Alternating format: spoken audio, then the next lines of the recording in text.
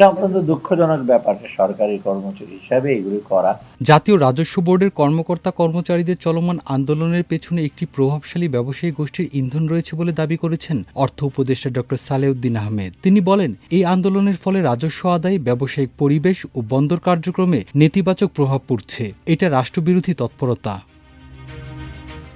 দৈনিক আমার দেশের সঙ্গে একান্ত সাক্ষাৎকারে তিনি এসব কথা বলেন। 23 জুন সোমবার সচিবালয়ে তার দপ্তরে প্রায় ঘণ্টাব্যাপী ওই সাক্ষাৎকারে রাজস্ব আদায় পরিস্থিতি, নতুন বাজেট, ব্যাংক ও আর্থিক খাতে সংস্কার, বিগত সময়ের পরিসংখ্যান জালিয়াতি, রেমিটেন্স আয় সহ অর্থনীতির নানা সমস্যা ও সম্ভাবনা নিয়ে কথা বলেন অর্থ উপদেষ্টা ডক্টর সালেউদ্দিন আহমেদ।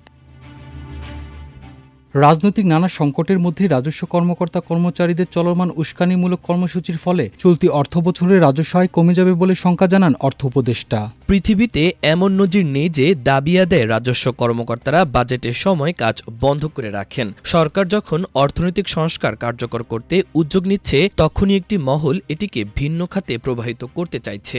স্বচ্ছতা ও জবাবদিহিতা নিশ্চিতে অধ্যাদেশ অনুযায়ী এনবিআর এর পলিসি ও রাজস্ব ব্যবস্থাপনা আলাদা করা হবে বলে জানান অর্থ উপদেষ্টা। বলেন, এতে এনবিআর এর কোনো কর্মকর্তার চাকরি যাবে না, বরং দক্ষ ও অভিজ্ঞ লোকবল নিয়োগ দেওয়া হবে। প্রশাসন ক্যাডারের আধিপত্য বিস্তারের ভয়ও অমূলক বলে মন্তব্য করেন তিনি। পাচার হওয়া অর্থে দেশে ফিরিয়ে আনতে সব ধরনের চেষ্টা চলছে বলেও জানান অর্থ উপদেষ্টা। বলেন, ব্যাংক খাতে সংস্কারের উদ্যোগ নেওয়া হয়েছে, এখন নতুন করে দুর্নীতি হচ্ছে না। কোনো অস্বাভাবিক ঘটনা না ঘটলে মূল্যস্ফীতি নতুন অর্থবছরের শেষে 6% মধ্যেই থাকবে। এনবিআর কর্মকর্তা কর্মচারীদের চলমান আন্দোলন নিয়ে কথা বলেন অর্থ উপদেষ্টা। অধ্যাদেশ অনুযায়ী এনবিআর এর রাজস্ব নীতি ও রাজস্ব ব্যবস্থাপনা পৃথক করা হবে। এ ব্যাপারে কোনো ছাড় নেই। পৃথিবীর কোথাও দুটো এক জায়গায় নেই। দুটো এক জায়গায় থাকলে তাদের ইচ্ছেমতো সিদ্ধান্ত নিতে পারে। দুটো এক জায়গায় থাকলে দুর্নীতিও হয়, যার কারণে এনবিআর নিয়ে এত কথা হচ্ছে। বাজেটের আগে কলম বিরতি পালন করা এটা রাষ্ট্রবিরোধী কাজ। এই আন্দোলনের ফলে দেশের রাজস্ব আদায়, ব্যবসায়ীদের ও বন্দরের অসুবিধা হচ্ছে। এখানে কিছু কিছু ব্যবসায়ী ইন্ধন যোগাচ্ছে, কারণ এসব ব্যবসায়ীরা এতদিন সুবিধা পেয়ে আসছে। তারা এখন ভাবছে, যদি নতুন অধ্যাদেশ বাস্তবায়ন হয় তাহলে সুবিধা পাবে না। তাই এনবিআর এর কর্মকর্তাদের ভুল বুঝিয়ে বিষয়টি অন্যদিকে নিয়ে যাচ্ছে। এনবিআর বিলুপ্ত হয়ে দুটি বিভাগ গঠিত হলে প্রশাসন ক্যাডারের লোকদের আধিপত্য বিস্তার করার কোনো সুযোগ নেই বলে জানান অর্থ উপদেষ্টা। কর্মকর্তারা আরেকটি ভয় পাচ্ছেন যে এখানে প্রশাসন ক্যাডারের লোকজন আধিপত্য বিস্তার করবে, কিন্তু এটার কোনো সুযোগ নেই, কারণ পলিসি ও ব্যবস্থাপনায় অভিজ্ঞ লোক লাগবে। এখানে ক্যাডার না দেখে যারা অভিজ্ঞ তাদের নিয়ে আসব, তাই তাদের ভয় পাওয়ার কোনো কারণ নেই। মেগা প্রকল্প বাদ দিয়ে স্বাস্থ্য, আইটি ও শিক্ষার মতো খাতকে অগ্রাধিকার দেওয়া হয়েছে বলেও জানান ডক্টর সালেউদ্দিন আহমেদ। 2025-2026 অর্থবছরের উন্নয়ন বাজেট অনেকটাই ঋণ নির্ভর। এ অবস্থায় দেশের অর্থনৈতিক ভিত্তিকে কি আপনি দুর্বল মনে করেন? জানতে চাইলে অর্থ উপদেষ্টা বলেন, উন্নয়ন বাজেট বরাবরই ঋণ নির্ভর ছিল। রাজস্ব আয় কম হওয়ায় এই নির্ভরতা বেড়েছে। মানুষ কর দিতে চায় না, আবার আদায়ও করা যাচ্ছে না। ব্যবসা বাণিজ্য বন্ধ থাকায় পরিস্থিতি আরও কঠিন হয়েছে। তাই মেগা প্রকল্প বাদ দিয়ে স্বাস্থ্য, আইটি ও শিক্ষার মতো খাতকে অগ্রাধিকার দেওয়া হয়েছে।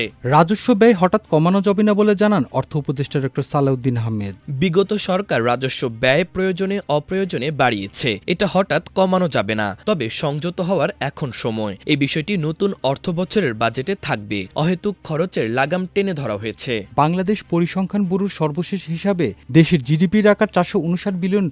যদিও দেশি বিদেশি বিভিন্ন নথিতে পাওয়া তথ্য এবং অর্থনীতিবিদ ও বিশেষজ্ঞদের ভাষ্যমতে বাংলাদেশের জিডিপির প্রকৃত আকার $300 থেকে $350 বিলিয়ন মধ্যে হতে পারে।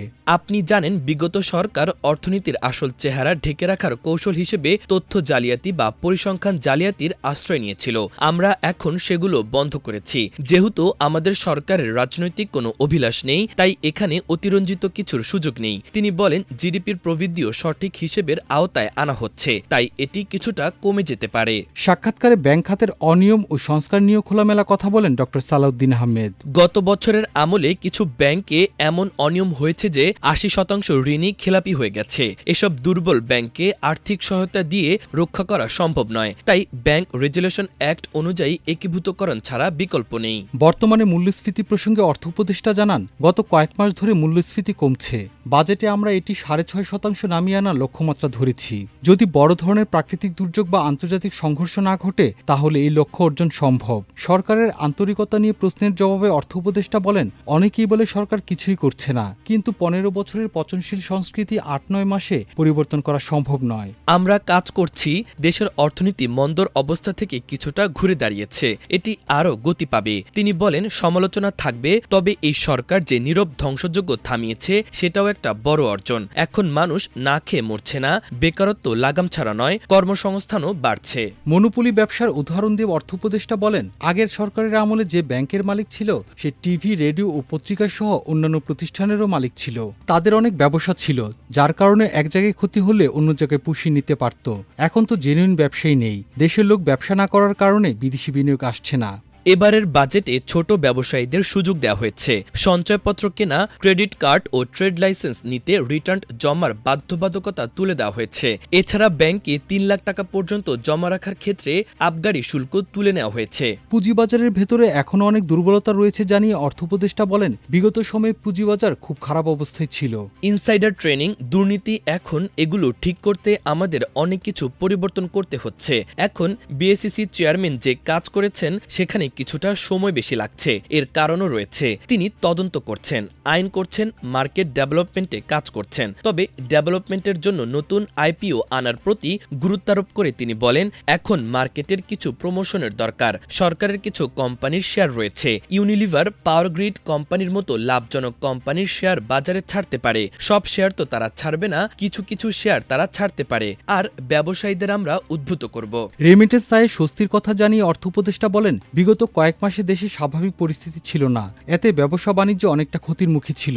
এই সময়ে রেমিটেন্স আয় বড় ধরনের সহায়ক ভূমিকায় ছিল। তিনি আশা করেন রেমিটেন্স প্রভাব সামনে আরও বাড়বে, এই খাত নিয়ে কোনো শঙ্কা নেই। ইসরায়েল ইরান যুদ্ধে মধ্যপ্রাচ্যে কিছুটা অশান্ত থাকলেও আমাদের এই খাতের আয়ে এর প্রভাব পড়বে না। এই সরকার আর্থিক খাতের উন্নয়নে একটি রোল মডেল রেখে যেতে চায়। এই সরকার আর্থিক খাতে নতুন অনিয়মের পথ বন্ধ করেছে জানিয়ে সবশেষে তিনি আশা প্রকাশ করেন, এদেশের মানুষের চাহিদা খুব বেশি নয়, মেধাগুলোকে কাজে লাগানোর সুযোগ দিতে পারলে যেমন নতুন উদ্যোক্তা সৃষ্টি হবে, তেমনি সৃষ্টি হবে হাজার হাজার মানুষের কর্মসংস্থান। দেশি উদ্যোক্তাদের এখনই এগিয়ে আসার আহ্বান জানিয়ে অর্থ উপদেষ্টা বলেন, দেশি উদ্যোক্তারা বিনিয়োগে আসলে বিদেশি উদ্যোক্তাদের আর ডেকে আনতে হবে না।